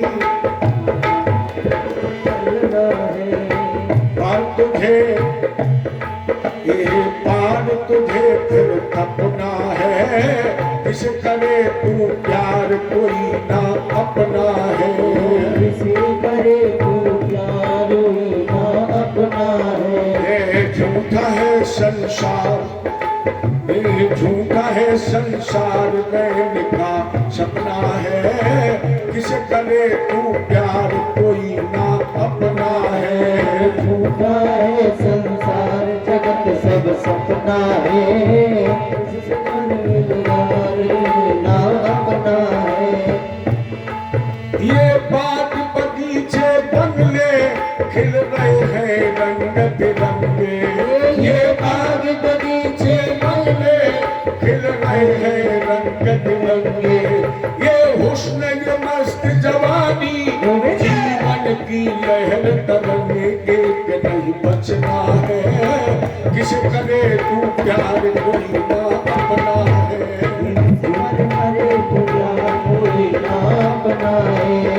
झूठा है संसार, जगत सब सपना है, किसके मन में प्यार, कोई ना अपना है। झूठा है है संसार, झूठा है संसार, बैन का सपना है, किस करे तू प्यार कोई ना अपना है। झूठा है संसार रहने का सपना है, इसे करे तू प्यार कोई ना अपना है। आया था प्याज कमाने, ना बाकी भूल रहा है। आया था प्याज कमाने, ना लाए भूल रहा है। ओ बंदे रे मन मूरख, तू पल पल भूल रहा है, हरी तू रहना है, किस करे तू प्यार कोई ना अपना है। झूठा है संसार कोई ना अपना है, इसे करे तो प्यार कोई ना अपना है। झूठा है संसार रहने का सपना है, किस करे तू प्यार कोई ना अपना है। झूठा है संसार जगत सब सपना है, इसे करे तो प्यार सब अपना है। भगवान कृष्ण ने कहा बोलो, न कोई किसी को मारता है, न कोई किसी को जन्म देता है, ये सब स्वप्नवत संसार है। देवियों को समझाया। इसके बाद भगवान कृष्ण ने अपने माता पिता को बंधन मुक्त किया। हालांकि चाहते तो मथुरा के राजा ये बन सकते थे, लेकिन भगवान ने स्वयं राज्यकाल न स्वीकार कर अपने नाना उग्रसेन जी को मथुरा का राजा बनाया। भगवान कृष्ण ने बाबा नंद को विदा किया। इसके बाद अदपुरोधसा ब्रह्मणस्यैव यथा वद संस्कृतम, भगवान कृष्ण का द्विज संस्कार यज्ञोपवीत हुआ। और यज्ञोपवीत के बाद भगवान काश्यम शांदीपन नाम, जैसे आप कल उज्जैन कहते पहले इसका नाम अवंतीपुर था, यहीं पर भगवान वेदाध्ययन करने के लिए गए, लेकिन अल्प समय में। भगवान बोले गुरु दक्षिणा आचार्य, आचार्य जी दक्षिणा। भगवान बोले गर्गाचार्य कहा महाराज जी मेरा एक बेटा, गुरु जी ने कहा मेरा एक बेटा समुद्र में डूब गया, वही ला करके दो। तो भगवान ने यहाँ पर 5 जन नाम के दैत्य को मारा है। नैवा हास मह्यम दैत्य पंचजनु महान, और इसके शरीर पर जो कवच था ये संग का था। इसको मार करके भगवान ने इसी का कवच अपने हाथ में धारण कर लिया। माने यहीं से भगवान कृष्ण के हाथ में सबसे पहले शंख आया है, 5 जन नाम का शंख। यमलोक से ला करके भगवान ने वो गुरुपुत्र आचार्य जी को दिया। गुरु जी ने एक आशीर्वाद दे दिया, गच्छतम स्वग्रहम वीरो कीर्तो मस्तु पावनी। जाओ कृष्ण, आज के बाद लोग तुम्हारी पावन कीर्ति का गायन करेंगे, घर घर चर्चा होगी। जितनी ये प्राचीन होती जाएगी, जितनी पुरानी होती जाएगी, उतनी ही तुम्हारी कथा में, तुम्हारे इतिहास में, तुम्हारे चरित्र में, तुम्हारे सत्गुणों में लोगों का विश्वास हो जाएगा। इसीलिए आज घर घर हम आप भागवत जी की कथा या कृष्ण चरित्र सुनते हैं, क्योंकि गुरु जी का यह आशीर्वाद है। और जब वहां से वापस आ रहे थे, देखो एक आयु भगवान राम को परशुराम जी ने दिया है, और एक आयु भगवान कृष्ण को भी दिया है। जैसे राम जी को कौन सा आयु दिया है, शारंग धनुष, उसी तरह भगवान कृष्ण जब गुरु जी के यहाँ से वापस आ रहे थे तो परशुराम जी से मिलन हुआ, और परशुराम जी ने भगवान के हाथ में चक्र दिया है। यहीं से एक हाथ में भगवान के शंख और एक हाथ में भगवान के चक्र। माने भगवान के हाथ में जब तक मुरली रही तब तक दोनों हाथ खाली नहीं रहे, क्योंकि मुरली एक हाथ से बचती नहीं। जब तक भगवान के हाथ में मुरली रही तब तक इनको अस्त्र उठाने की आवश्यकता नहीं पड़ी। और जैसे मुरली भगवान ने त्यागी, वैसे एक हाथ में आ गया शंख और एक हाथ में आ गया चक्र। अब दोनों हाथों में अस्त्र हो गए। लौट करके आए तो इस मथुरा में भगवान के एक मित्र थे जिनका नाम था उद्धव। इन्हें अपने ज्ञान का अभिमान था। 5 विशेषण लगे हैं उद्धव जी के नाम में। वृषणी नाम प्रवरो मंत्री, कृष्णस्य दयिता सखा, और शिष्यो बृहस्पति साक्षात, उद्धव बुद्ध सत्यमा। ये पावन पवित्र वैष्णवंशी है। भगवान कृष्ण का संदेश लेकर के गए निराकार उपासक बनाने के लिए, लेकिन गोपियों ने बहुत एक अच्छी बात कही और कहा, जो मैं ऐसा जानती प्रीत करे दुख होयो और नगर ढिलोरा पीटती प्रीत न करियो कोई। उद्धव जी ने कहा सुनो गोपियों, वो कृष्ण है क्या? माया के प्रपंच से ही गोपियों भाषत प्रवेद समय और कांच फल कान जो अनेक एक सोई है। देखो भ्रम पटल उघार ज्ञान आखिर सूं, कान सब ही में कान ही में सब कोई है। गोपियों जरा ज्ञान से अज्ञानता का पर्दा हटा करके को देखो, सबके अंदर कृष्ण है, कृष्ण के अंदर सब है। जैसे हमारे आपके हाथ में कांच का गिलास है, अब वो गिलास हाथ से टूटकर पक्की जमीन पर गिरे, जब पक्की जमीन पर गिरेगा तो कांच का गिलास टूट जाएगा। अच्छा गोपियों ये बताइए कि जब कांच का गिलास टूटेगा तो बहुत टुकड़े हो जाएंगे, लेकिन उन टुकड़ों में कोई सोना बनेगा? गोपियों ने कहा नहीं, कांच का पात्र टूटेगा तो जितने भी टुकड़े होंगे वो सब कांच ही होंगे। उद्धव जी ने कहा उसी तरह ये कृष्ण के सब टूटे हुए टुकड़े हैं, सब कृष्ण के टूटे हुए टुकड़े हैं, सब कृष्ण के अंदर हैं और सबके अंदर कृष्ण है। क्योंकि बिन पद चले, गोपियों ने कहा आए हो सिखावन को जोग ऊधो और कृष्ण के वियोग के वचन बतरा होना। कृष्ण के वियोग की बातें न मत बताओ, क्योंकि श्याम तन श्याम मन श्यामी ये हमारो धन और आठों जाम हमें श्याम ही सुकाम है। केवल श्याम ही सब कुछ है। एक बात बताओ तो, वे तो हुए जोगी पाई कुंवरी को जोग और उनको तुम कहो उनके गुरु हो कि चेला। केवल बता दो उस काले कलूटे कृष्ण के तुम गुरु हो कि चेला हो। एक ने बीरे में जलाया प्रथम घुराई प्रेम पाठिन पढ़ाई कुल। प्रसंग तो बहुत मार्मिक है। प्रथम घुराई प्रेम पाठिन पढ़ाई कुल, लेकिन हम लोग करते क्या है? चोरी। हम लोगों का काम भी चोरी का, हिंदुस्तान में सब चोरी करते हैं, तो क्या हम ना करें? अब हम लोग कथाई की चोरी करते हैं, लुटिया धरिया तो चुरा नहीं सकते, और चोरी वही करते हैं जहां लोग सोचते कि थोड़ी और।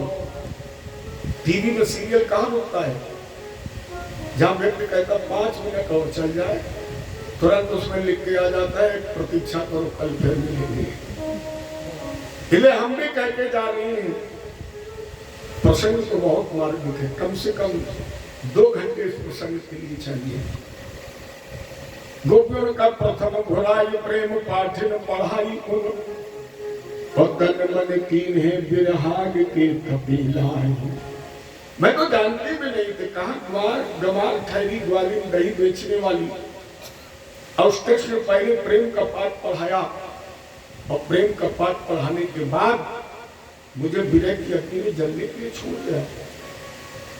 तो बताओ तुम उनके गुरुओं की चेला हो। अरे उधो मोहब्बत करके पछताए, अरे उधो तुमसे क्या कहना, क्या तुम्हें क्या उससे कहना। ले उधो केवल एक काम करना, हालांकि सूर्य ने लिखा है उधो सब कार्य अजमाई, कारिन पर प्रतीत नहीं है। मैंने अपने जीवन में कालू को बहुत अजमाया है। मधुबकितो बंधो माम स्पर्शाग्र शपथ नया, क्योंकि यमुना पुलिस पर राधा जी के पैर पर काला भौरा बैठा हुआ था और आपने देखा उनका भौरे का मुंह जो होता है लाल होता है। गोपियों ने कहा राधा राधा देख रहे हो ना काले भौरे को, अभी तक इसके मुख में कुब्जा के होठों का कुमकुम लगा हुआ है, ऐसा लग रहा है अभी इसने कुब्जा का चुम्बन किया है। ले राधा जी ने कहा कारण पर प्रतीत नहीं है, उठो कार्य जहर बुझाई ऊधो सब कारी अजमाई। काला भौरा काला कृष्ण, काला कम्बल लाख धुला लो लेकिन रंग न होता हल्का। और इतना नहीं, कोयल ईशुत कागा पाले हंस हंस कंठ लगाई। उड़ बड़े भये जब उड़न लागे, बड़े भये जब उड़न लागे तो कुल अपने को धाई। ऊधो सब कारी अजमाई। कारी सांप पिटारी पाली, नित उठ दूध पिलाई। कारी सांप को पाल लीजिए, रोज दूध पिलाइए, तो जब डसेगा तो क्या वो तुम्हारे अंदर अमृत रहेगा। कारी सांप पिटारी पाले, नित उठ दूध पिलाई। बड़े भये जब रेंगन लागे, बड़े भये जब रेंगन लागे तो उंगली मां डस खाई। ऊधो सब कारी, कारण की प्रतीत नहीं है, कारण की प्रतीत नहीं है। कारे जहर बुझाई, ऊधो सब कारी।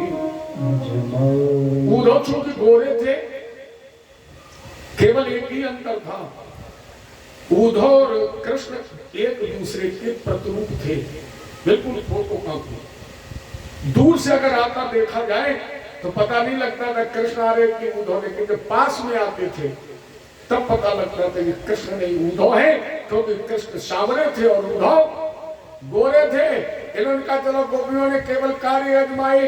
गोपियां बोली ऊधो सब गोरे अजमाए। हमने कार्य नहीं, गोरों को भी अजमाया। गोरे कौन? बोले देखा बगुला बिल्कुल सफेद, एक दाग नहीं मिलेगा। और तालाब में खड़े होते किनारे एक पैर पर, एक तरफ सर रख लिया, आंखें बंद। मछलियों ने कहा महाराज की जल समाधि लगाई है, एक पैर पर तपस्या कर रहे हैं, चलो दर्शन करने। और जैसे मछलियां दर्शन करने गई, बगुला की समाधि तो टूट गई।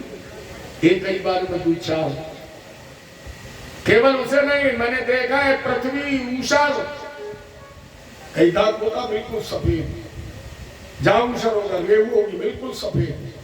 लेकिन बाबा ने लिखा ऊसर बीज मय फल जथा, कितनी भी मेहनत।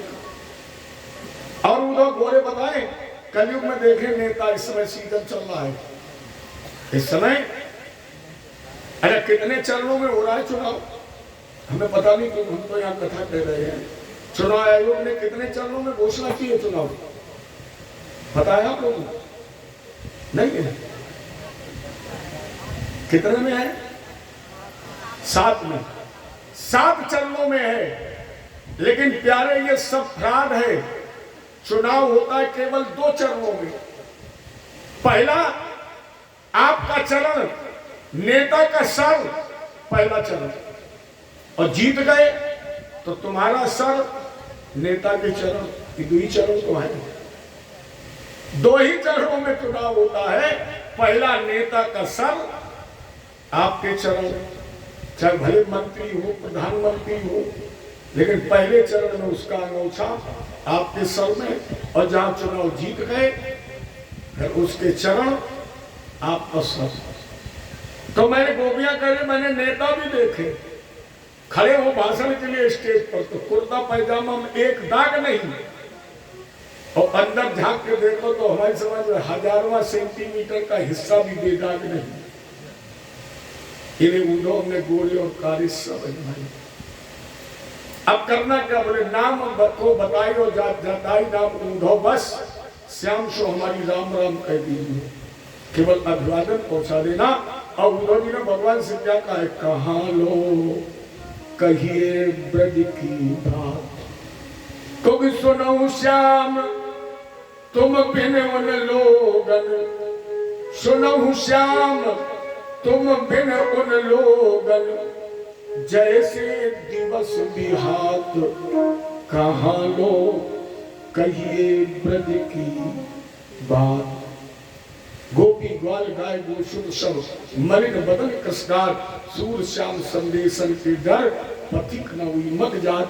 भगवान बोले इसीलिए तुम दो हमने कहा था मुझे ब्रज विश्वास नहीं। ये लक्षण प्रेम का विषय गोपियों ने जो संदेश दिया वो मैंने अभी आपको बताया। जो मैं ऐसा जानती प्रीत करे तो खोए नगर ढिंडोरा पीट की प्रीत न करियो खोए। लेकिन अब इस प्रसंग का जब मंथन करेंगे पूरा एक साथ निकलता विरह जगावत प्रेम को। मिलने के बाद जब वियोग होता है तब प्रेम जिंदा रहता है, तब प्रेम अमर रहता है। और मिलने के बाद अगर वियोग ना हो तो कुछ दिन बाद कोई प्रेम मर जाएगा का सुप्रीम कोर्ट में मुकदमा चलने लगेगा। इसलिए अगर प्रेम अमर करना चाहते हो तो मिलने से पहले वियोग की तैयारी कर लो। विरह जगावत प्रेम को और प्रेम जगावत जीव, जीव जगावत पीव को, पीव पीव सो पीव। विरह से प्रेम जागता है, प्रेम से जीव जागता है और जब जीव जाग जाता है तो परमात्मा को जागृत कर लेता है। प्यारे अगर समर्थवान है तो फिर क्यों ना उस परमात्मा को प्राप्त करें। ये इस प्रसंग से शिक्षा मिलती है। आगे की कथा हमारी आपके कल विश्राम दिवस जिसमें भगवान के विवाहों की कथा, सुदामा चरित्र, नव योगेश्वरों का सम्मान, दत्तात्रेय जी के 24 गुरु और परीक्षित मोक्ष। इसके बाद परीक्षित जी के द्वारा व्यास पूजन, आपके द्वारा जो भी श्रद्धा सुमन जो भी व्यवस्था हो उसे कल समर्पित करें और इस व्यास पीठ से फिर हमारी आपकी राधे राधे। चले गाते हैं भजन, इसके बाद आरती और प्रसाद। मोहन से दिल को लगाया है, मोहन से दिल को लगाया है, ये मैं जानू या वो जाने। मोहन से दिल क्यों लगाया है, ये मैं जानूं या वो जाने। छलिया पे दिल क्यों आया है, छलिया पे दिल क्यों आया है, ये मैं जानूंगा वो जाने। छलिया पे दिल क्यों आया है, ये मैं जानूं या वो जाने। मोहन से दिल को लगाया है, ये मैं जानूंगा वो जाने। मोहन से दिल क्यों लगाया है, ये मैं जानूं या वो जाने। हर बात निराली है उसकी, हर बात में है एक टेढ़ापन। हर बात निराली है उसकी, हर बात में टेढ़ापन। टेढ़े पर दिल क्यों आया है, टेढ़े पर दिल क्यों आया है, ये मैं जानूं या वो जाने। टेढ़े पर दिल क्यों आया है, ये मैं जानूं या वो जाने। मोहन से दिल क्यों लगाया है, ये मैं जानूं या वो जाने। मोहन से दिल क्यों लगाया है, ये मैं जानूं या वो जाने। जितना तुझे दिल ने याद किया उतना जग ने बदनाम किया। जितना दिल ने तुझे याद किया, जितना जग ने बदनाम किया, बदनामी का फल, बदनामी का फल क्या पाया है, ये मैं जानूं या वो जाने। बदनामी का फल क्या पाया है, या मैं जानूं या वो जाने। तेरे प्यार ने दिल दीवाना किया, प्यार ने दिल दीवाना किया, मुझे इस जग ने बेगाना किया। ओ मुझे इस जग ने बेगाना किया। मैंने क्या खोया क्या पाया है, मैंने क्या खोया क्या पाया है, ये मैं जानूं या वो जाने। मैंने क्या खोया क्या पाया है, ये मैं जानूं या वो जाने। मोहन से दिल को लगाया है, ये मैं जानूं या वो जाने। मोहन से दिल क्यों लगाया है, ये मैं जानूं या वो जाने। मिलता भी है वो, मिलता भी नहीं, नजरों से मेरी हटता भी नहीं। मिलता है वो, मिलता ही नहीं, नजरों से मेरी हटता ही नहीं। ये कैसा जादू चलाया है, ये कैसा जादू चलाया है, ये मैं जानूं या वो जाने। मोहन से दिल क्यों लगाया है, ये मैं जानूं या वो जाने। ये मोहन से दिल को लगाया है, ये मैं जानूं या वो जाने। जय कृष्ण भगवान।